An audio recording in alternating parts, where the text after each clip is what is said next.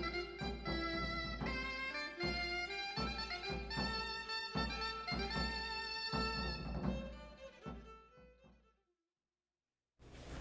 right, thanks everybody for coming to this session. We're going to be starting here for the Code of Conduct and Ombudsman panel.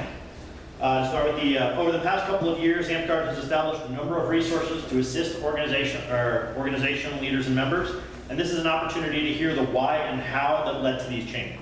So questions like, why a Code of Conduct? Who are the Ombudsman? Why do we need them? Why now? These sort of questions are the ones that will be discussed. Okay. So we're going to start here with a brief introduction of the members of the panel. So we'll start here on the left with Brennon. So Brennon, could you do a brief introduction? Hi, I'm Brennon. I was involved in the writing of the original Code of Conduct and with the development of the Ombudsman concept. Hi, I'm Casca. I wasn't involved in writing those things, but it is something that I care about greatly. Hi, I'm Medryn. I was also involved in writing the Code of Conduct as it currently exists in the rulebook, and I was not really involved in the Ombudsman panel, but I provided some insight and thoughts on that as well. Hello, I'm GoldCrest. I had the opportunity to serve as the first Ombudsman and sort of set some of the foundational pieces that have been built upon since then. All right, excellent, thank you. So what we're actually going to do is we're going to go ahead and pull questions from the audience. The way we actually want to do that is if you have a question, there's going to be a card on your seat. You can just take the card, write the question down on it, and hold it up. We're going to have runners around the room who will be able to grab that card from you, bring it up to me, and then I will go ahead and ask the questions, okay? Please be quiet. We are actually recording the area here, so we do want to make sure that everything is recorded and that everybody can be heard who's up here on the panel. If the panelists do decide that they want to engage members of the audience, they can definitely do so they may ask questions, get a response or a discussion going. If that occurs, please speak up so we can make sure that you're actually heard, okay? So I'm going to go ahead and start this with a couple of questions that were actually asked online prior to the event here. So to start with, it looks like the first question is, have any lands had success in codifying a disciplinary response so that similar offenses receive similar punishments from reign to reign? Is there anybody on there who would like to initiate that? GoldCrest, would you be willing to? So I'll tell you that that was one of the things that I've seen come up a lot as different Code of Conduct pieces and discussions and whatnot were brought up. I don't know if anybody's really gone to that depth to capture all the precedents other than just word of mouth and people who happen to be there and sharing it. But I'm not sure that anyone's actually, I'm not sure it could be successful, but I don't know how far anyone's tried to really codify that beyond the Code of Conduct and maybe some inclusion in the corpus. Do you think it would actually be a good idea to set rigid structures as far as codifying that? I think something like that is very difficult whenever we try to over-codify. I mean, we have entire occupations that are based on the American legal system, right? And that's what they devote their life and their passion to try and incorporate something of that complexity and to create a decoder ring that translates to punishment is a little bit far beyond necessarily where we need to go, just due to the complexity. And I think that's one of the things we lose sight of. We get focused on maybe a small part of whatever the issue or the concern is, and we forget maybe the holistic view of what exactly the issues were and need to be addressed. I know, didn't the IM at one point have something a little bit more codified regarding that? The IM did. The Iron Mountains had, prior to the implementation of a Code of Conduct in the rulebook, the Iron Mountains had a kind of pretty strict and stringent set of, if you do X, you get Y done to you. And we had a really, really bad experience with that, where the monarch didn't feel like it gave them enough flexibility in what they wanted to do. They didn't feel like it was necessarily appropriate, so they didn't necessarily follow the court to the letter. So several months later, things ended up being wonky because the core hadn't been followed exactly.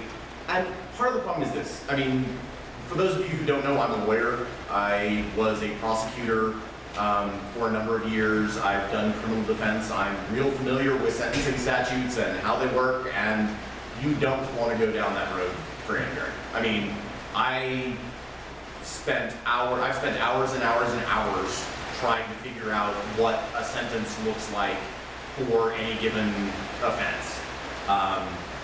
And we're not a legal system, okay? We don't exist for that purpose. That is not what the Code of Conduct exists for. The Code of Conduct exists, A, to give people guidelines and to give monarchs tools to say, what you're doing is not okay. And we can actually define what that is that you're doing that's not okay. We don't need to go that step where we say, and therefore you get X punishment or Y punishment for whatever you've done. Monarchs have a lot of discretion, and sometimes that's good and sometimes that's bad. But at the end of the day, situations are different. We're not dealing with the circumstance where you have lots of people doing the same sort of thing on a consistent basis. You have different factors that weigh in, and we're not, like I said, we're not a criminal justice system. We're not judge and jury. What we are doing is we are trying to protect our membership. We are trying to place expectations on our membership so everybody knows what we want people to do. But we're not in the business of punishing people. That's something that I think a lot of people miss when we talk about banning somebody. Banning somebody is not, oh, you need to go to a timeout. It's not, we're punishing you. Banning somebody is saying, your behavior is unacceptable and we can't have it here. And because we can't have it here, you need to go away. And that's something that the Code of Conduct very specifically does, in that we don't set out 6-month bans or 3-month bans or 1-year bans or lifetime bans. What we say is, the monarch can ban you. And then when the monarch decides you no longer need to be banned, you can be unbanned. And that's monarchy, not just the monarch. Obviously, we do have some levels of checks and balances. But I would be really wary of trying to codify this offense equals this punishment. I think it's a bad road. The Emerald Hills has had for a number of years, Mike, you said a zero tolerance policy. In practice, it does not dictate any sort of punishment. It just says these are the kinds of things that we don't tolerate, and if you do something, we'll do something about it. But the something about it is entirely left up to the monarch. And having been the monarch in that situation, you just kind of look at their past history plays a lot into it. Is there a pattern of problems? Because if there's a pattern of problems, maybe it's time to get rid of that person entirely. If they just screwed up and made a mistake, kind of just go, well, what was the actual impact on the games? Is it likely to be an isolated thing? So again, it's real tricky to try and write out in black and white what every circumstance should be. So what if you were running into a situation where a monarch is really having difficulty actually applying appropriate punishment? I know in a lot of places, the reason why they actually look for kind of a strict structure is to give the monarch some sort of backing, and almost give them an excuse to make the appropriate decision. How would you counsel a monarch who's having difficulty with that in the absence of such a structure? Well, you know, I would say that comes down to elect better monarchs, quite frankly. There is at no point anything that we can write in the rule book which is going to make a bad monarch into a good monarch. What the Code of Conduct does is it gives people across the game an opportunity to look at something and say, this is generally what we believe in terms of how we should behave, and these are things that we find acceptable and unacceptable. And then it's up to your local elected officials to take the initiative to make Amtgard good for your region within those parameters. So, I mean, trying to write something out in black and white and not give the monarch any option would therefore allow the monarch to say, hey man, I'm sorry, I don't want to ban you, but, you know.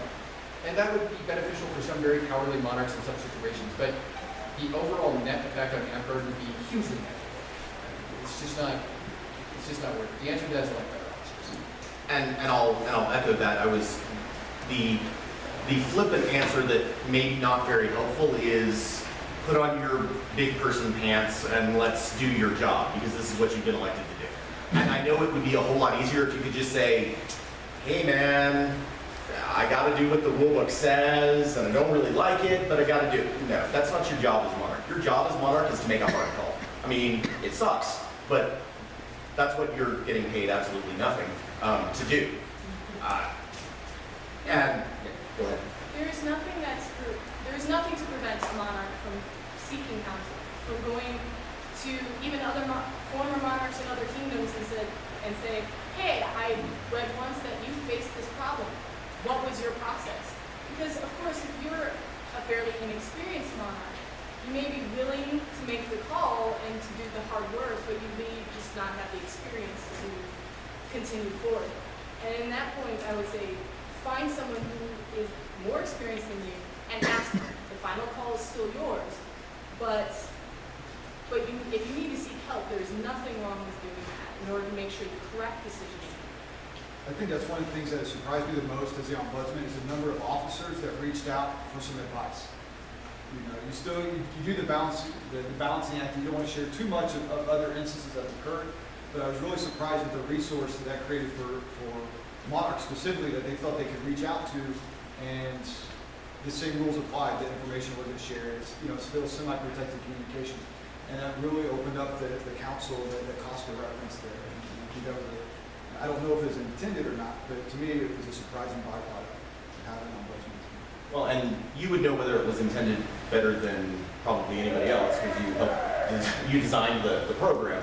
But I feel like that's one of the biggest things that the ombudsman provides. Is the ombudsman provides a neutral sounding board for both people who are being affected by monarchs' decisions and for monarchs to be able to say, hey, is this a big deal?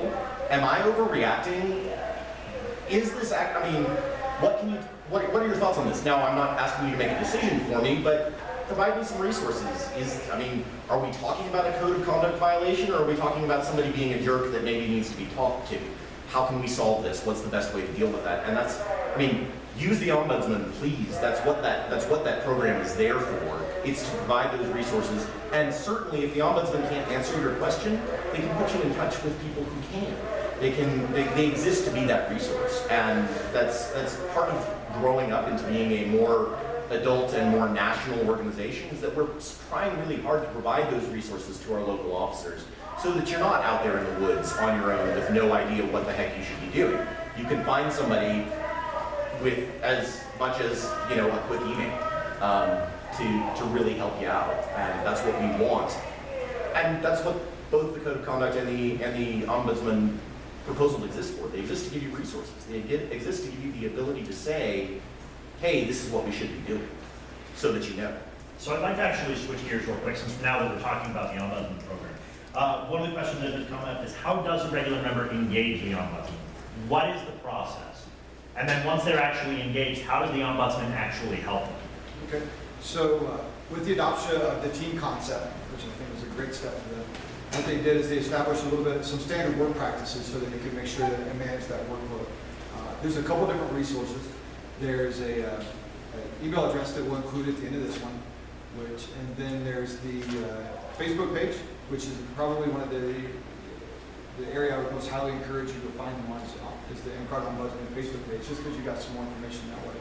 And then they actually communicate though by form.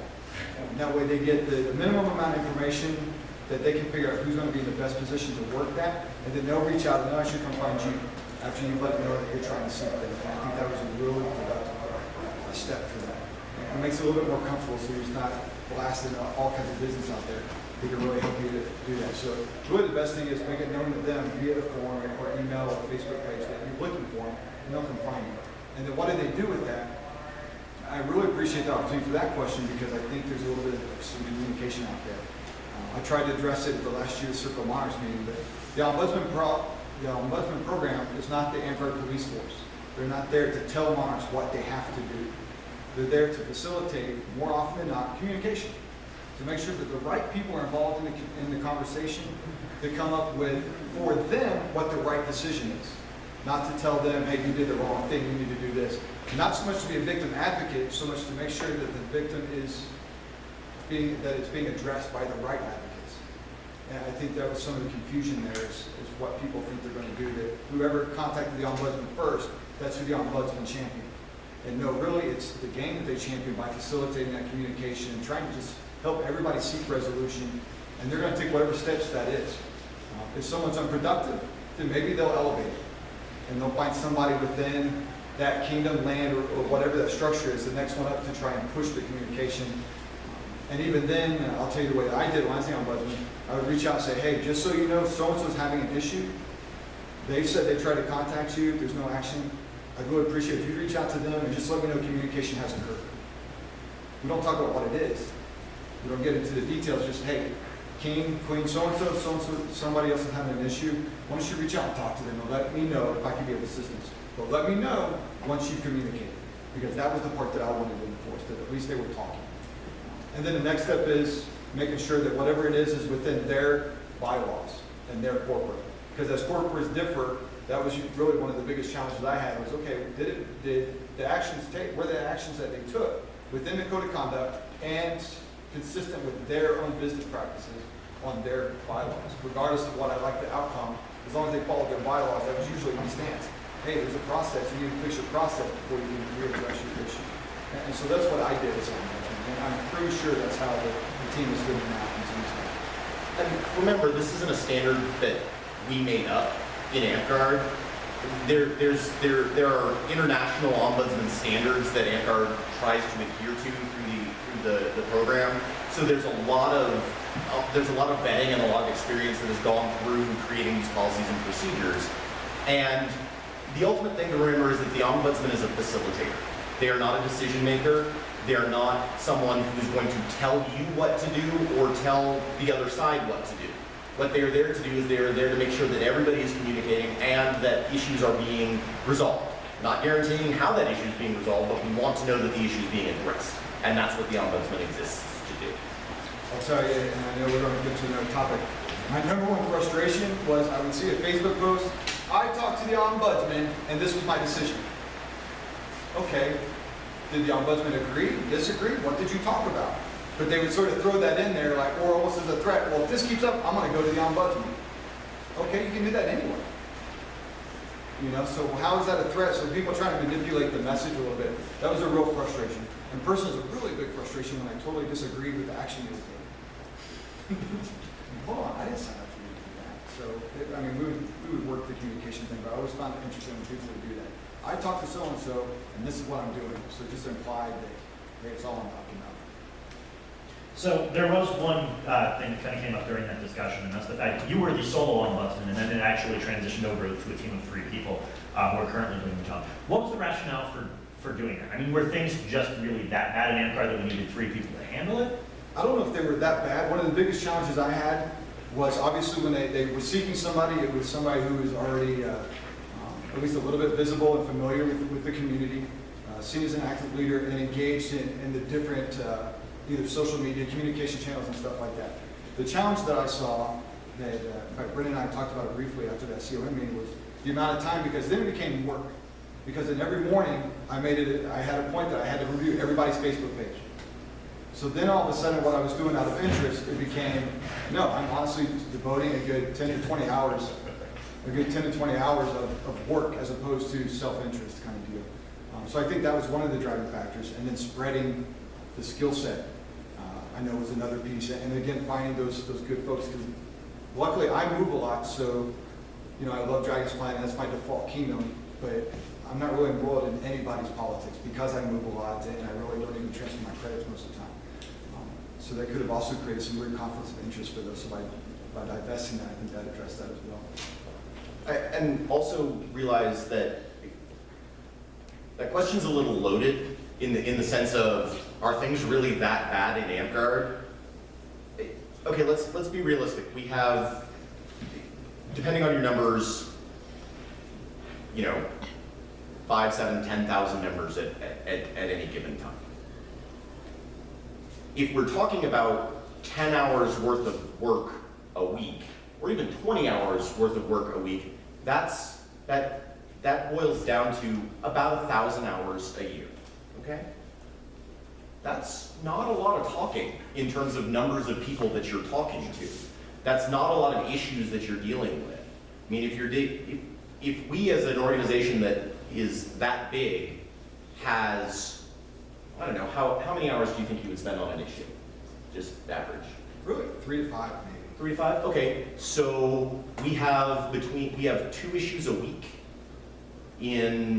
which boils down to 100 issues a year in interactions of thousands of people. That's not awful. That's not bad, just in terms of numbers of issues that need to be discussed, and they're not all major issues, right? I mean, no, and really, it's not even. It was nowhere near 100 issues. I can tell you that I've almost always. It was really weird. Maintained like 2 issues that were being tracked at a time, almost to like the day. Like one would fall off, I would take a breath, and there would be another phone call or an email.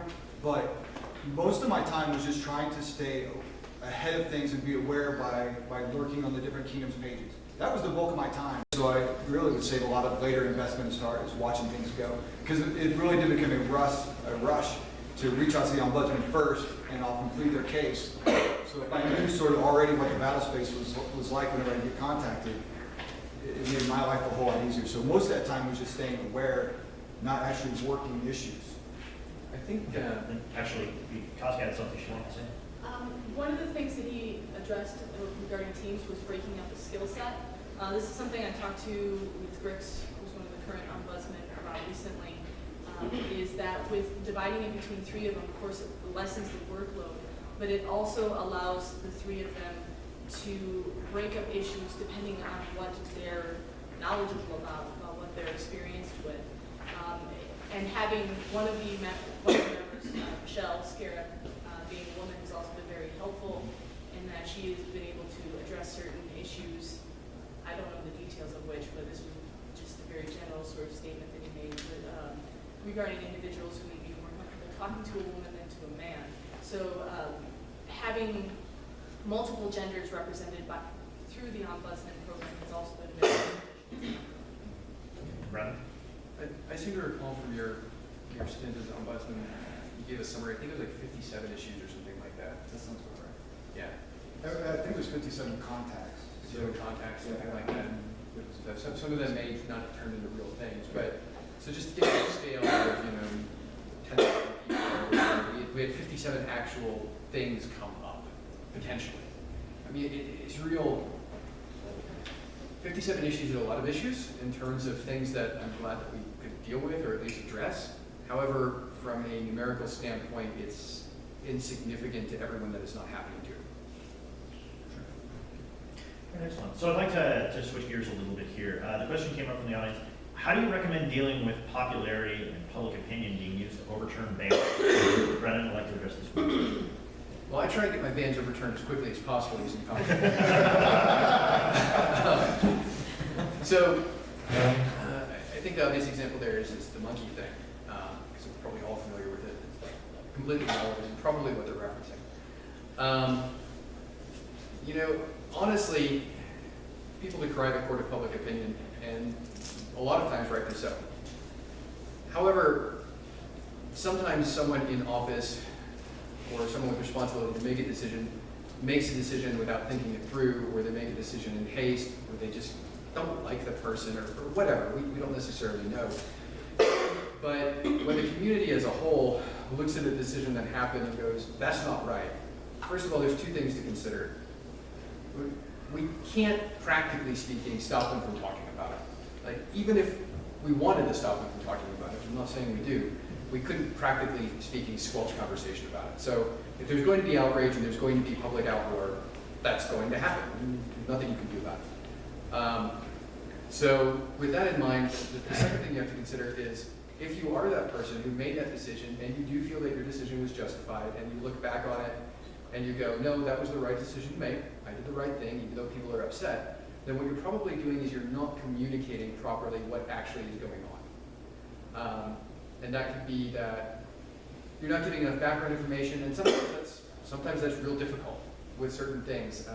Like if it's potentially sensitive information, or if it has damaging information to a victim or something like that, sometimes that's something you need to communicate. Hey, I can't go into this because this is damaging, it's really unfortunate, but I stick by my decision, and if you guys want to do something about it, here are the options that you have. You can call an all thing, blah, blah, blah, blah, blah. Or, if it's possible, like if, Bob and Sally got into a fist fight on the field, you could explain that happened, and you can get your side of it out there and make a reasonable case for it.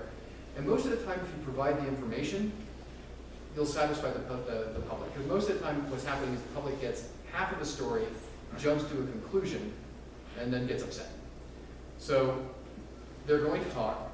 You need to be prepared to defend your decision if people get upset, and you need to defend that in a calm, reasonable, communicative way. And then if you've gone through your process and you've done things right and they're still outraged, then you need to point out to them that they have a process that they can engage in as the public in order to fix the problem. And that's their right to do that. You should facilitate that as a park leader because that's your job. Right? So I don't think public outrage is a problem. I think it's part of the process in what is essentially a democratic system. And I think that to a large extent it's even healthy. I think it's something that we need. Would any of the other panelists like I to- just want to foot stomp where you talked about educating the populace on the steps to take to address their concerns. Too many times you don't do that, and then our populace isn't always the most responsible to go out and seek how to address their concerns, right? But if a leader takes an opportunity to say, hey, if you have an issue with this, this is the steps to take to do it. I think it's just a more professional and better communication, but a better professional approach.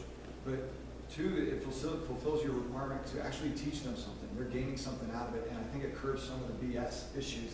We're going to take this up at all things. We're going to take this up. Okay, here's the process.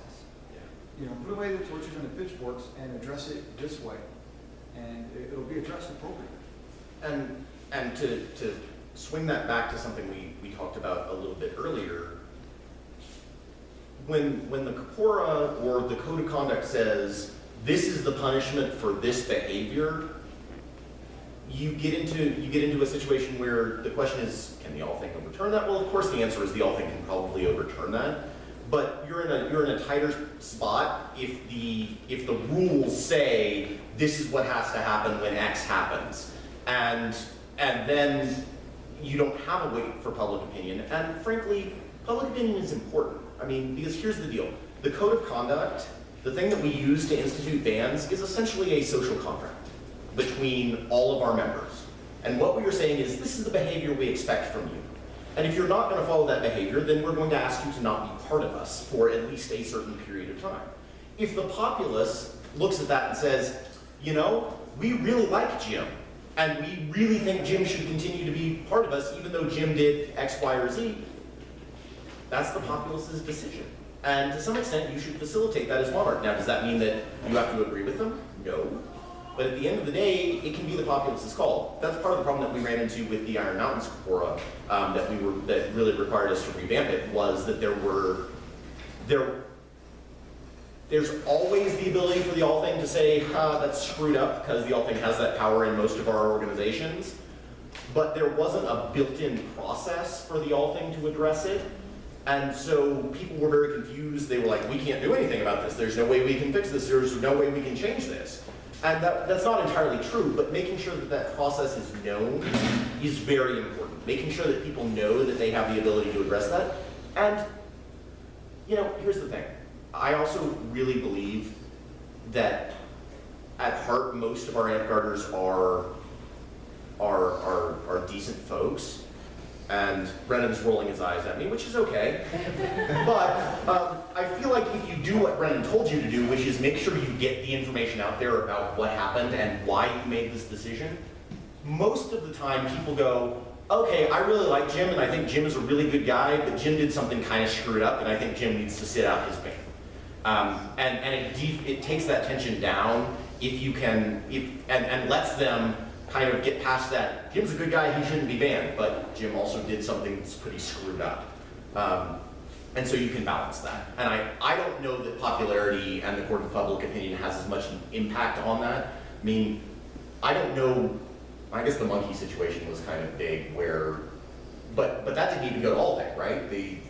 The monarch went, oh, maybe I was a little hasty, I probably should have. Well, I think you reversed it, and then they had a park all thing, and the park all thing went, yeah, that was no. Yeah. Because So that's, I don't feel like it's a problem. I don't feel like there are a lot of people who should be banned who they just happen to be really popular and everybody likes them, so they're not banned. So I don't know that that's actually a problem that really exists. And maybe it does, but I haven't seen it. So, discussing a little bit more on the Code of Conduct. We've had the Code of Conduct here for a little while now, and we've seen how it's actually been implemented across Amtgard. Do any of you think that we've had any problems with kind of how the vagueness of the Code of Conduct is currently written with regard to park officers applying it unfairly, or potentially attempting to exploit the wording in order to be able to get rid of people they don't like? Has this been an issue that Amtgard has actually encountered at this point? how long have we had the Code of Conduct? 2 years? 2 years. 2 years. 2 years this weekend, I suppose, right? Mm-hmm. There was a lot of concern about that initially, right? Because while we were writing these things down, and a lot of times some of these things sound like things that we don't necessarily kick people out for, we just give them the stern talking to. Yeah, that's fine. And you could still give them a stern talking to if they do any of these things. And that's cool, that's your discretion. I think a lot of the concern initially was that they would use it as a stick to kick people out, and then, but again, practically speaking, it requires 2 out of 3 of the high officers to agree. And it's a list of behaviors that we don't find acceptable. It is not a mandatory punishment, right? And the list of behaviors that we don't find acceptable were pretty much the list of behaviors that no one finds acceptable as individuals. Like, don't attack people. Don't steal things. Don't be such a jerk that no one else wants to go to the park with you, right? And of those, the third one's a little subjective, which is why we elect people to take care of it and do this objectively. So I know that there was some concern about it, but I know between the implementation and the first year anniversary, we really spent time looking for those abuses. And what we found were a lot of instances where the code of conduct was cited, and then they seemed to be cited for pretty good reasons. And I don't know that we found any instances I can recall where they were cited and it looked like complete bullshit. So I haven't seen people taking action on what I would consider bullshit code of conduct violations. I've seen a few instances of people saying, you're coming dangerously close to violating the code of conduct. At which point, everybody kind of collectively rolls their eyes and says, yeah, sure, great, whatever. If you got a problem with it, take it up with your park officer, right? I mean, and that's what the system is designed to do. I feel like some people may throw it about, but it's not that big of a stick, guys. I feel like we could have made it one line. It really could have said, don't be a douchebag or we're going to kick you out. I mean, that's what it boils down to. And I think most people get that. So what happens if you run into a situation where the park officers, who a person feels are the ones potentially violating the code of conduct? How do you actually handle a situation? Park officers going up to kingdoms. That is a perfect ombudsman situation. Yes. If you feel that the people in charge of running the park are making decisions that are detrimental to the park, or are making decisions that are detrimental to individual members of the park in an unfair manner, and they're the people that you would normally appeal to, the ombudsman is a perfect person to contact for that. You can roll it up to the kingdom, like if it's a park level person and you want to roll it up to the kingdom yourself, great. If you want some assistance in how to do that or who the next person would be, the ombudsman is a logical person to contact for that, and then they can walk you through that process. No, you're spot on. I mean, that's the value there, and I'm hoping they're familiar enough to be able to walk you through that. Because again, especially the smaller parks, we aren't that familiar with workflows and who people and officers are. We facilitate that communication. So I would actually like to ask the panel to speak up a little bit. Unfortunately, the rain is kind of making it a little bit more difficult. There you go. But we did have one individual ask about with regard to park officers and stuff. Do you think there's a potential need for us to actually have to do a little bit more due diligence with regard to people who are actually park officers? Potentially, like maybe trying to implement background checks or something like that, for checking for fraud, violent criminals, sex offenders, that sort of thing. I mean, do you feel like that's a potential necessity for us here at some point in the future? I think there's some implications if you start doing that. Yes, I'm not an attorney in your state. This is not legal advice that I am giving to you. If you have any questions about whether you should or should not do this, you should speak to an attorney in your state. From a general liability perspective, we don't want to put people in corporate offices without doing some level of due diligence, but most of the time that's your job as a populace member, right? It boils down to elect better officers. I don't know at what level you would want to start instituting background checks, but there's some privacy invasion issues there, which aren't huge because they're volunteering, but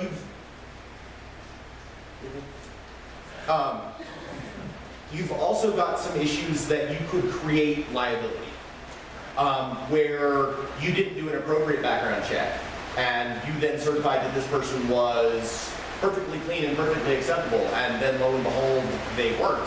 Because you didn't actually do what is really due diligence, you did what you thought was due diligence and pretended to be due diligence. Most of the time it's not worth it when you're dealing with small enough issues and small enough things, and you should know the officers that you're electing at least on a decent level.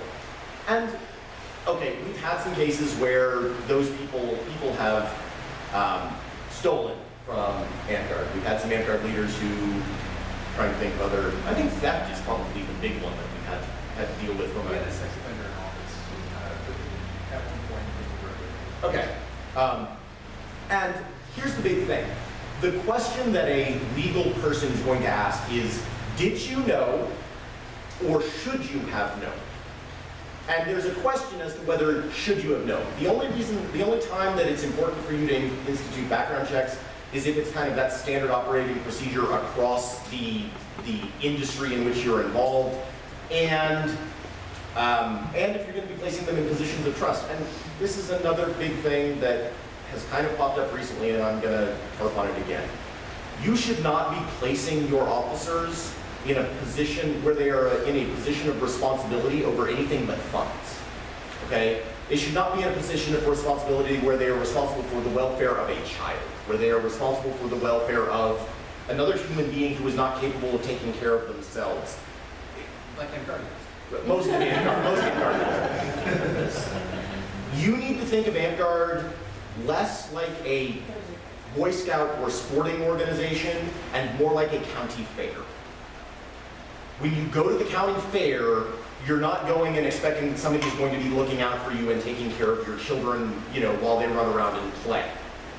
When you take them to the Boy Scout camp or the youth camp or the football practice, you're expecting that your children are going to be safe. Amtgard needs to be more like a county fair and less like a sporting organization for a safety perspective. And if that's the case, we don't need to be doing background checks for sex offenses or whatever, because we're not putting those people in positions of trust where they can potentially violate that trust. So healthy skepticism and protect yourself, and talk to an attorney in your state if you have any questions about this. So, Casca, I know you had something you actually wanted to say on this, but I did want to kind of touch base a little bit more on the concept of creating liability within the organization. So let's take Kids Quest as an example, because I know that's a conversation that's actually come up. No, don't do it. It's awful. I'm serious. I mean, I know there are a lot of organizations that do it. Don't do it. You are setting yourself up to be sued. And I get it. Most people aren't going to sue Amtgard because we're frankly judgment-proof, okay? They will spend more money suing you than they will ever get out of your coffers. But if you're going to do anything about it, you're going to spend a boatload of money dealing with it. And it's not worth it. And beyond that, why in the world would you want to put someone who you haven't run a background check on, who you don't know anything about them, in a position where they have access to children? I don't care how good a person you are, I'm not going to trust you with that. I'm not leaving my kid with you. I mean, that's just the way it boils down to. And we are not a babysitting organization. We are not a youth service organization. We are an organization that exists to facilitate the playing of the game of Amtgard.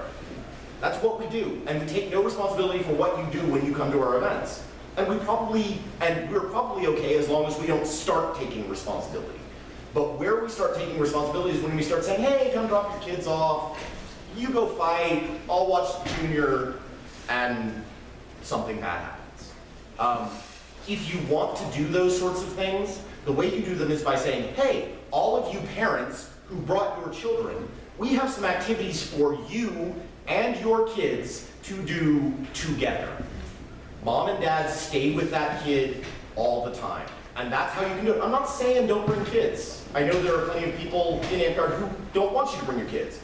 I don't care if you bring your kids, but understand your kids are your responsibility. And you need to be with your kids all the time. And our organization needs to encourage you to be with your kids all the time. Great, thank you. Casca, if you'd like In to- addition to the liability aspect of things, I don't know how many of the audience has ever had a background check done, but they can be very expensive, especially if you are getting one done that's a little bit more involved, a little more invasive. And to be honest, for the smaller groups out there, it's going to be prohibitively expensive. So it's just not going to be financially practical to get background checks done on all of your officers, especially if you're in a shire that has $40 that they don't, that they keep in a shoebox under some guy's couch. So maybe at kingdom level, some kingdoms may be able to afford to have background checks on all their officers all the time, but for the good background checks, that's a lot of money that you're going to be shelling out. And it's not really something that we really have the money to invest on a regular basis. And let me also be clear. I work with two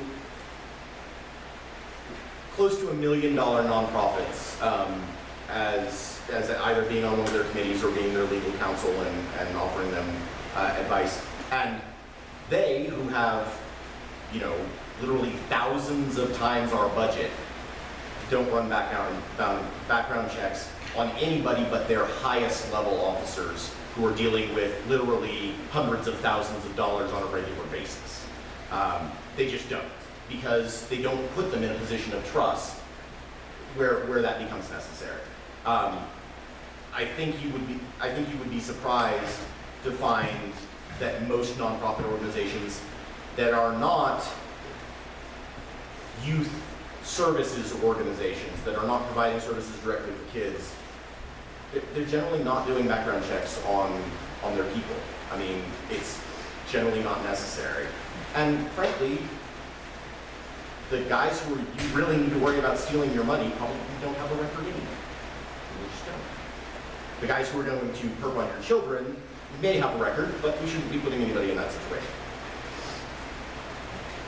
Real quick question here. Somebody on the panel explain the difference between a ban and a suspension. Both words have actually been used throughout the panel, I believe. And somebody asked if there's a difference between them. From a technical standpoint, there is no difference in regard to ban and suspension are synonymous. A ban is merely a suspension with an indefinite status. And interestingly enough, our rulebook doesn't necessarily contemplate timed suspensions. It says you're out until you're brought back. Yeah, our rulebook says you're out until the monarch says you can come back. But yeah, they're synonymous. When you say ban the guy or suspend the guy, it's basically the same thing. All right, excellent. Well, we are starting to kind of wind down here. So I would like to ask each of the panel members to kind of give just a quick 30-second synopsis here at the end of, based on what we've actually talked about here, what would you want people who are actually sitting here and listening to the panel to take away from this discussion? If you have problems and you can't resolve them on the local level, can't get assistance resolving them at the local level, or you need assistance elevating those to the people who can help you, you should contact the Ombudsman. That's what they're there for. And we really like them to get harassed because it helps them stay in touch with Amtgard. Amtgarders are your fellow human beings. Try to treat them as the complex creatures that they are. Try to treat each other respectfully. And then hopefully you will not have problems and you'll forestall them before they even occur. The code of conduct basically says, don't be a douchebag or we won't play with you anymore. And that's what it means. That's all it is. Don't be a douchebag. No such thing as too much communication. Make sure you're talking with your populace if you're a leader, and if you're a member of the populace, make sure you're talking to your leadership. Meet each other's needs with respect, with the level of communication, and you can never say don't be a douchebag too often. All right, excellent. Well, I'd like to thank the panel, so please, everybody can give them a round of applause. And thank you to everybody for coming out and actually working with the panel here. We're going to go ahead and take a quick break before we actually get to our next one. So thank you very much.